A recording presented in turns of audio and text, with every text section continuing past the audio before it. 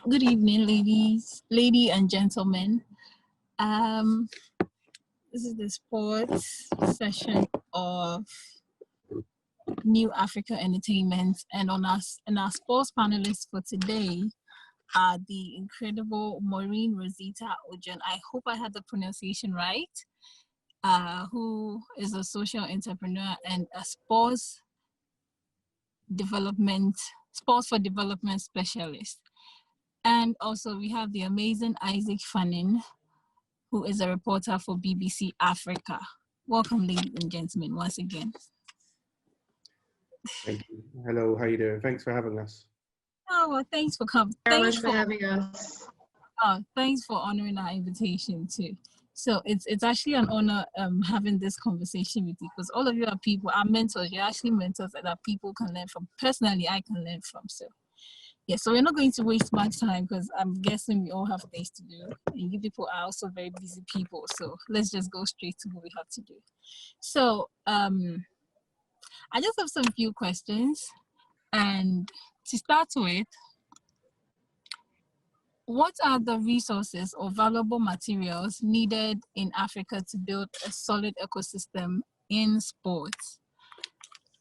A very solid atmosphere conducive for sporting activities here in Africa. What do you suggest are the resources that we need as a continent? Well, I think depends on the sport in which you're speaking about. I think over the years we've seen a number of African footballers thrive internationally, but we haven't seen that as much on the domestic stage, where you've got some of the best players playing in Africa. I think there are a number of issues that prohibit that. Obviously, money makes the world go round, and a lot of these players see their future outside of Africa as a way of making more money and being a bit more prosperous. I think our attitude to sport has to change on the continent. I think we need to get people in the right places doing the right things.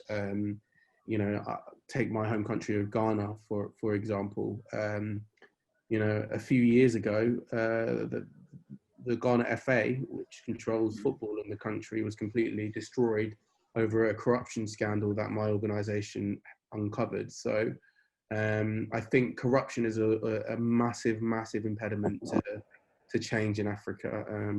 I think if we start seeing sport as an avenue to improve the country and for people to make people from the country proud, rather than a way in which we can look at it as a way of enriching ourselves, and I think you'll start to see things change, because the resources are there. The resources are the people. The talent on the continent is extraordinary. You only have to look at basketball, the number of players that pick up the sport relatively late and go on to become, some of the best players in the world. So I think the resources, the players are there, but we have to provide a system where there's transparency, and it comes not just from the top down, but from the bottom up, and changing the culture in schools of encouraging people to play sport. Right. So it all starts from the start, from the scratch. What you're saying, it needs to start from the infant stage, and then it makes more. Maureen, please, we need you. So I think that, thank you very much, first of all, for giving me the floor and for having me. And I want to, I think it's really an honor to be here today to share insights on sports and the ecosystem and how we can better develop it. I think that Isaac has really summarized everything very well, but I'll just add on by saying that in order to even talk about, the development of the ecosystem of sports, we need to understand what the ecosystem of sports is and what it comprises, and the different dimensions and segments and stakeholders that contribute, to really developing sports and taking it to the next level. And we have to understand that all of these stakeholders play a key role in the development process of the sports ecosystem, and that evolution really depends, as Isaac said, on transparency, accountability, and professionalism of the system, and on a different level, the level of interaction and collaboration that happens among the stakeholders. So, I mean, when we talk about the ecosystem of sports, you have governance, you have scouting and training, you have trainers of trainers, sports infrastructure, sports equipment, leagues and tournaments, and you have performance incentives.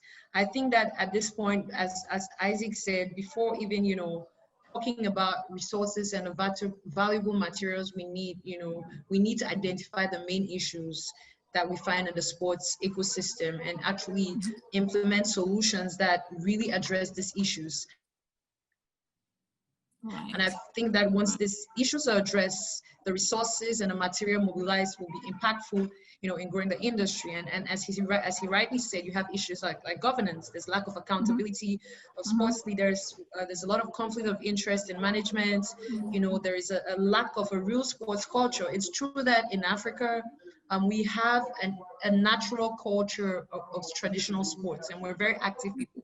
But I think that there's still the culture of sports in general, in the way it should be, is still to be improved, and we can see that this has a consequence on even our performances. Sometimes in the higher level, we see athletes that are capable but are unable to really deliver sustainably on a higher level. We have low medal counts, and we hardly figure in the top of the world. I mean, that's gradually changing, but I think that if we have the right mechanisms in place, this could be improved. We also have, limited and restricted involvement of the private sector in developing infrastructure and projects today on the continent. We also have, a lot of work to do with regards to, grassroots sports, talent scouting, and allied development. And I think that the solutions are really simple. And once again, Isaac mentioned them. We actually need to, invest in structuring our sports organizations and ensuring that they're really in the right, space to be able to carry on their mandate and be able to attract the right investment they need to develop, be it leagues, to develop grassroots sports organizations, and to develop and export talent. We also need, most importantly, in my opinion, before every other thing, is a clear vision for sports, with clear sports policies that actually address, how sports can be developed in a nation or on the continent, with a clear defined roles for stakeholders so that they can be able to effectively contribute to the dynamics. I think that we need to also, when we implement sport projects, we need to assign goals and really develop parameters to better evaluate the effectiveness, of the initiatives that are put in place.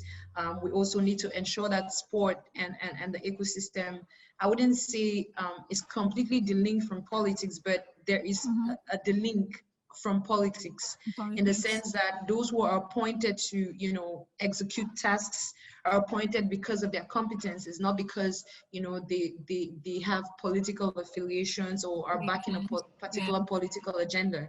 We should be able to recruit people that are competent, because the sports, the sports industry is like any other industry. You need professionals that understand what they're doing, that can be able to deliver at the level that they're expected to deliver, and that do not act based on their relationships. I mean, relationships are important, don't get me wrong, but based on the fact that they just know somebody. They should be trained, they should know what they're talking about, and they should be completely delinked from politics, because that way they're able to really deliver at the level they're expected to.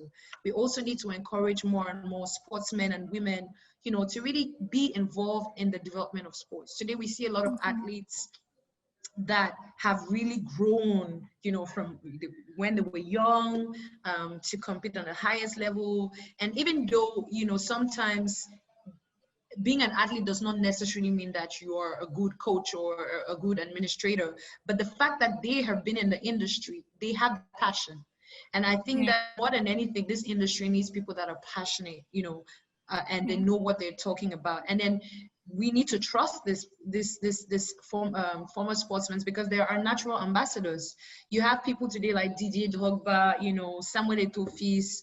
I mean, there's so many around the world that they can break doors and barriers that ordinary people would not, based on the fact that they've been international athletes. Now, when they equip themselves with the right skills, they can bring something to the table. I think that we need to start trusting more and more these natural ambassadors. And most importantly, also, we need to really inculcate, you know, play and sports in the school curriculums, and really change the perception of sports as just a recreational activity. You know, it's going to help parents allow their children to play, you know, different games and explore different areas. And that's the way talent is harnessed and developed.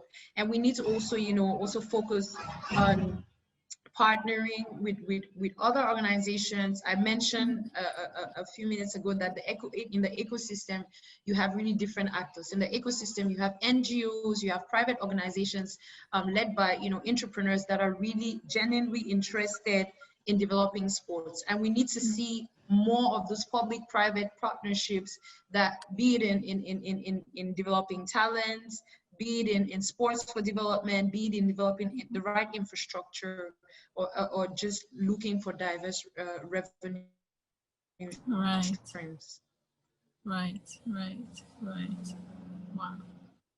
I think as well, we have to we also have to look at sport as a gift, and we have to, as countries, ask not just what sport can do for the country, but what the country can do for sport. So I think sport can give a lot to different countries, and if we started taking sport seriously, I think you know, once you get success in sport, you know, you see that there are other things that are galvanized. I know here in the UK, we use successful sportsmen as ways in which we can use to encourage people to get out and exercise, to try new sports. So I think, you know, once you have successful sportsmen doing amazing things on the international stage, then, you know, that can filter down into the country. You can have a healthier country, people who have role models and people who they want to be like. I think that from when you can kind of encourage that and have that, I think it means the ecosystem is working. But at the moment, I would say the ecosystem isn't there, but there, like as Maureen said, there are certain things that we can do to kind of to make it to fix it and make it work for everyone. Right. So it isn't there, but we can do something. We can bring it to life. We can bring it to being. That's all you're saying. Right. So Cameroon and Nigeria demonstrated their strength in multiple sports such as soccer, basketball, and the UFC. How do you think the evolution of sports will socially and economically transform the continent, this African continent? I think you've got marketable stars in all of these sports. So all of these stars, you know, whether it's the UFC with Kamara, or in the basketball with Joel Embiid and Pascal Siakam, or in football with Sadio Mane and a variety of other sportsmen, you have people that you can market. I think role models is a very, very important thing. I think we're seeing it in America at the moment. The athletes there are taking stands, and they are trying to push for social change and social justice. I don't see why African sportsmen and women can't have the same sort of power in countries back home, and call and put those who are corrupt officials into the light and say, look, we will not continue to, you know, represent this country on a global stage until there's reform. I think it's really, really important what's happening, that we pay attention to what's happening in America, and in the way in which sportsmen and women are utilizing their voice to try to bring about social justice and change.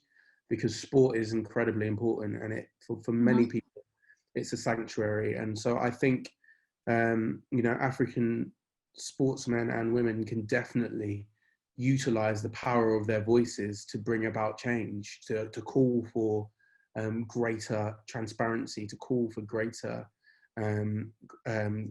openness and less corruption. Because I think the problem with African sport and most African sportsmen that I've spoken to, their issue is that the organizations that run their sports don't know what they're doing.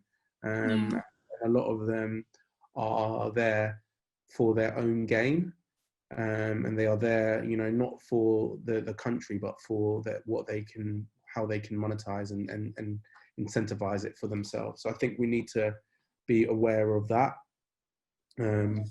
But I believe that sport is it can be an incredible, powerful tool. I think we've seen that this week. And I think, as African sportsmen and women continue to rise to the top, you hope that, they use their voices to try and implement change on the continent. Wow. Maureen, please, we need your opinion too on this. I would just start by quoting, what Nelson Mandela said perfectly. I think that he summarized that really perfectly. Sports has the power to change the world. It has the power to inspire, the power to unite people in a way that little else does. It speaks to youth in a language that they understand. Sports can create hope where there was once despair. It is more powerful than governments in breaking down racial barriers. It laughs in the face of all types of discrimination. Sports is the game of lovers. And by saying this, Mandela believed that sport was a covenant that would help build, societies, a society in which, African people were able to walk tall without any fear in their hearts, and assured about the, inalienable right to human dignity, to peace. And he believed that sports had that unique power to create the shift and make Africans, just stand united to acquire the change they need. I sincerely believe this too, because the first way that the evolution of sports can transform the continent, for me, is by transforming the minds, of people and developing a caliber of citizens and youth that are conscious of the stakes and who are, who can develop strong values needed to lead our continent to a promising future. Because at the end of the day, that's what we're talking about, taking Africa to the next level, which is why I believe organizations, international organizations like the SEED Project, which is an international NGO that uses sports education via the platform of sports to empower young Africans, are very important.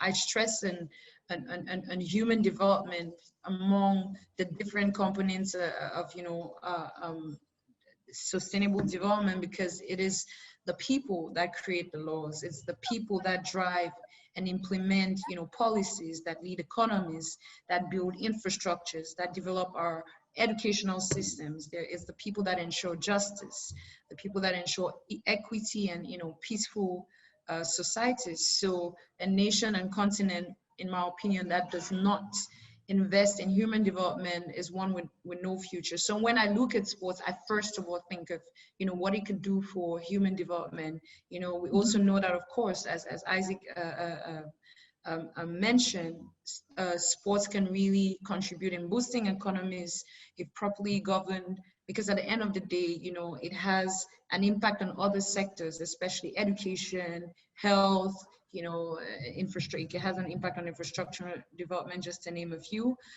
Sports can also transform the brand Africa. Over the years, we see in the international media that most times the image of Africa has been badly portrayed. We always see that when images are shown about Africa as a place where people live, in poverty and starvation, where there's wars and natural disasters. And we know that the true brand of Africa is bigger than that. We have a beautiful continent. And most of the times the international media buries it behind really dark images. Meanwhile, we are powerful people. We are the cradle of humanity. And let's just say, in my opinion, and this is just me being a proud African, without Africa, the rest of the world would not exist. That's what I strongly believe. And World Sports offers that unique platform where we can really demonstrate and manifest and change the narrative, which is why, in my opinion, seeing, you know, athletes, as Isaac mentioned, you know, top African Black athletes around the world, and sports executives from the continent excelling at the highest level is so inspiring. Like people like Amadou Gallo-Fall, Masai Ujiri, you know, Dikembe Mutombo, Pascal Siakam, Joel Embiid, Patrick Mutombo, and just to name a few. And all the Black people, you know, around the world. Today we see in the NBA as all athletes, be they Black or white, and especially the Black athletes, are really using their platform to throw light on issues of social justice. I feel like the marriage between social justice, politics, and sports has never been more evident like what we're living today. We really see a real mobilization and how sports can really change the narrative. And by seeing our heroes from the continent doing extremely wonderful work, you know, internationally, it shines light on the brand Africa. And I think that all Black people around the world, all Africans around the world, even those working in the shadows, have a role to re-establish the narrative for Africa through sports. Yeah, right. And personally, this is just by the way, but personally, I also think sports speaks a unifying game, which is togetherness. Sports brings people together, and then sports it speaks a universal game rather, and that's unity and togetherness. So if Africa is able to do something about our sports, then I believe we can actually use our sports to bridge a certain gap between Africa and other continents. This is just my little knowledge that I have in sports and in everything that I've found out. But yes, everything you guys are saying is actually true. So, and on the last and final question, how can sports be considered as a curriculum in institutions which will potentially develop the national tournaments and make them more reputable? How can sports be considered as a curriculum in institutions? Not just educational, but also, not just academic-wise, but also sports institutions and all of that. Just you so... want me? Yeah, I'll start with Maureen today. I mean, this time around. Okay, well, I just, in a few lines, I'll say that, you know, I believe that play in sports and be traditional games definitely need to be integrated in educational institutions, you know, from the elementary school level and early ages, because of how, you know, sports can develop cognitive skills for young children and just teach them key values and engage them in their academic studies as well as their daily lives. You know, I mentioned traditional sports because I feel that that's a real opportunity through which children, especially on the continent, can be taught key customs, traditions, and, you know, their heritage, which is quite important when you're trying to build future champions and future leaders in a community. You know, with an educational system that really integrates sports as an important, you know, curriculum and subject, and that gives youth equal access to a safe space to practice play, sports, and physical education. You know, young people can really gain a solid interest in play, in sports, and that way talent can be identified, talent can be harnessed, you know, and developed. I think that it's really important to underline that sports, play, and education cannot and should not be dissociated. You know, I feel like gone are those days when, you know, athletes could forgo school and focus on just chasing the ball, you know, or chasing that dream. Today, to have stable and able citizens and stars and ambassadors of our continent, we need to give them access to quality educational opportunities from their early ages. And sports has that unique platform to facilitate that. So I definitely think that from the early ages of in our educational systems, physical education needs to be taught. Play has to be young people need to have access to play, be it in school, in their curriculums, in their communities. This needs to be embedded in the formal and informal educational, infrastructures in our communities. Okay. Yeah, I would echo Maureen. I even think that sport should be treated just as important as maths and English. I think if you give it the same equivalence as those two topics that we give, like we put on the pedestal as the most important things that young children need to know, playing sport can give people so many avenues and so many ways in which they can take into their adult life, so many tools and things that you can learn from playing sport. And I genuinely believe that if you are to make sport as important as really important in your education system, then you can change the way in which you can change your country's fortunes. I believe. I think sport, like Maureen mentioned, has the ability to inspire. Not everyone is going to be good at sport, but it helps if you have a positive and a dynamic society that has sport integrated within it. Then it helps you in a variety of ways. It makes for healthy citizens because people are exercising more. And it helps people's mental health as well because they're getting competition. So I think in terms of on the continent, I think we need to, as a culture, I definitely think it should be in the curriculum, and I definitely think it's an incredibly important part of. It should be an incredibly important part of the curriculum, because if you can do that, then you can start identifying talent early. You can start finding amazing players, and who knows, the next Lionel Messi might be in Africa. And if we can develop him or her, and make them go onto the top stage and go onto the global stage, and then you bring riches to the country. So I think it's very, very important that we get sport involved in the education, in our educational institutions.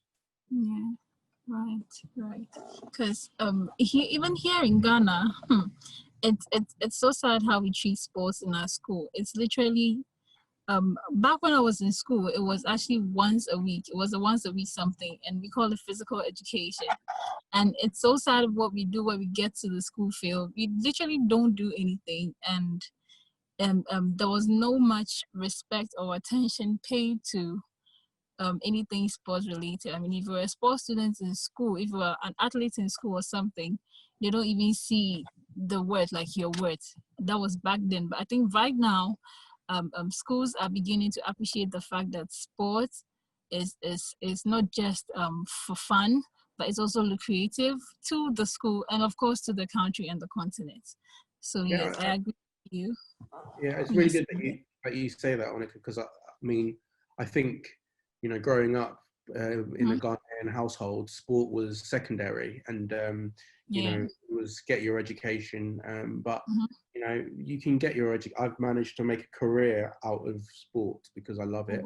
And so I think if you can encourage people to play sport, it shouldn't be just a once a week thing. I think a really important part of educating people on how to live a healthy lifestyle as well. So I think that's really important.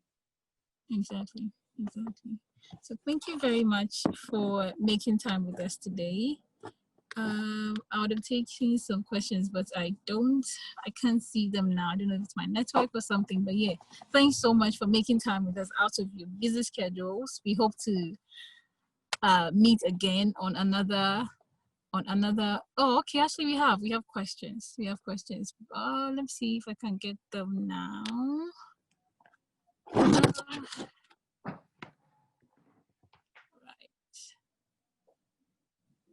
Okay.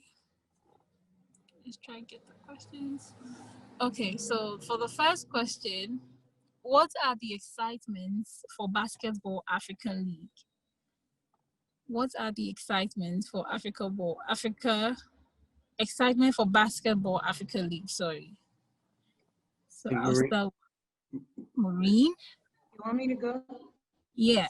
Well, on a personal level, I'll really speak from on a personal level as a basketball fan and someone who is loved basketball as from my early years. I think that it's an extraordinary, development for Africa. I think that it's a bold statement that really aims at contributing to developing that ecosystem we were talking about. It's going to not only bring the game full-time home and we're going to be able to see, our brothers and sisters on the continent compete in a very professional way, in a league that has been orchestrated by the top sports organizations in the world. I think that is also going to be an extremely unique opportunity for talent to be developed, to be groomed, to be inspired. So many times when you ask young people growing up, like, who do you want to be like as a player? They'll tell you about Michael Jordan, or Kobe Bryant. And there's nothing wrong with that, but I feel that this league is just going to inspire the situation where young people will be able to say, hey, I want to look like, or I want to play like Ahmed, I don't know, I'm just saying like stupidly, like Ahmed Diop, who plays for a team with the BAL in Senegal, or Koulibaly, who plays for a team with, Cote d'Ivoire. And then you're going to really, I feel is going to really contribute to developing that culture of sports, is going to contribute to developing, expertise on the continent when it has to do with sports management and sports business. Because as I said, it's an industry like any other industry, and what we have lacked for so many years on the people that understand this global industry, people that understand the dynamics, and people who have studied the different roles that they play and will be able to deliver. This is an opportunity for the young people and even the older generation to learn, to observe, to adapt, and just to contribute to something that is bigger than us all. I'm so excited about this opportunity, and I really, really pray that God keeps us all alive and in good health and to watch it as it unveils. I think it's a beautiful opportunity for Africa, and I think that young people need to be excited about it, and even older people, we need to really support it, by being good fans, by going to games, by speaking about it. I think it's amazing. I'll just leave it at that. It's really amazing. Yeah, I can't say anything in spite of that, to be honest. I think it's such a shame that COVID has put it on pause, but I think it will be a great example, and I think it will be a great example to show the world that Africa can have a really, really well-run professional sports league that thrives, and I'm really excited to see that myself. So yeah, I think the BAL is going to be incredible. I look forward to covering it as a BBC journalist, because I genuinely believe that it will flourish, and yeah, it'll be interesting to see how they deal with the challenges of coronavirus. But nevertheless, the excitement should still be there, because I think, like we said in this whole call, that sport is a way of distracting people and giving people a way in which they can kind of get away from maybe some of the troubles that they have outside of their lives. Okay. All right. So thank you very much for your time, and I think there's a question from Harriet. Oh, there's a question from Harriet. Yeah. Let's see. So Harriet is I really wish we could wrap this up because we are running out of time. But her question is, what is the best way to develop grassroots sports in rural communities? That is, what are the key steps that one could take? Yeah. I did a story a few years ago. I went to a little village in Ghana, about 3 hours outside of Accra, and I went to speak to a beach footballer, and he talked to me obviously about the difficulties he had, but I was really fascinated by the industry, the talent he had. They were fishermen, and so this sort of goes back to my my question, what we were talking about earlier. But these guys were fishermen, and their ability to swim was incredible. But because Ghana doesn't have an ecosystem where we have a swimming structure where you can find talent like this, it's losing out on so many incredible talents. These guys were like fish in water. They were swimming incredibly easily in open water. And, you know, these are sports that we consider as white sports, but they don't have to be. We have to put structures in place to get these talented people out of the rural areas. But it all comes down to having a structure, and that comes down to having a government that believes sport is a way in which it can move the needle and help its citizens, and then having people underneath that in different sports looking to find talent and groom them and use them to benefit the country, and then it's given the young people an opportunity to take up their talents and take it worldwide. So I think it all comes down to the ecosystem that we talked about earlier.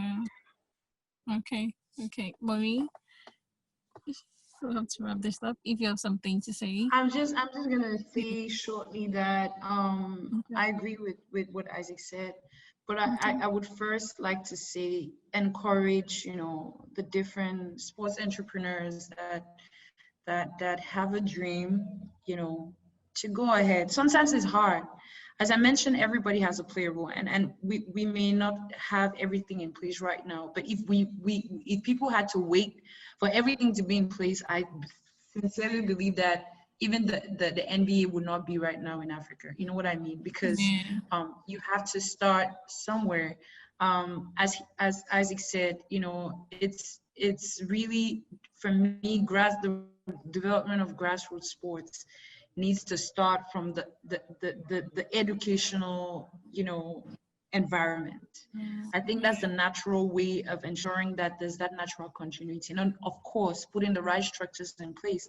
Ideally, if we have policies in place that really help stakeholders to be able to fulfill their roles the way it should be, that would be an ideal situation. But in a case where that is non-existent, you know, you have to learn how to adapt. I feel like you have to have the sincere desire, because it's entrepreneurship. It's about wanting to do something. It's about identifying a problem and proposing, you know, a solution, and then finding the resources, which are the inputs. And it could be the young people that, you know, you want to develop, you know, the coaches that you have to find to help develop these people, and then really internally try to structure yourselves, because at times most grassroots organizations, the problems that they really face, people say, yeah, I mean, funding is one of the shortcomings, but most of the times is the structure.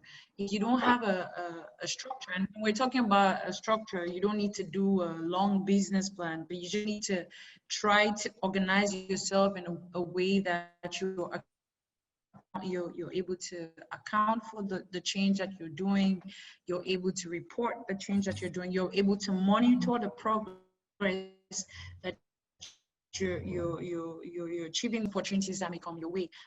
There are organizations that exist in Africa today that 20 years back, they started really small, But gradually, the work that they've done throughout these 20 years is speaking for them today. I know most of you have heard about Seed Project, which is 22 years of existence. Seed started in 1998 from a vision of Amadou Gallo Fall, who simply identified a problem in his community and wanted to bring a solution. He didn't have all the resources in the world. If he was waiting for the government to put on policies, Seed would not exist today. Yeah.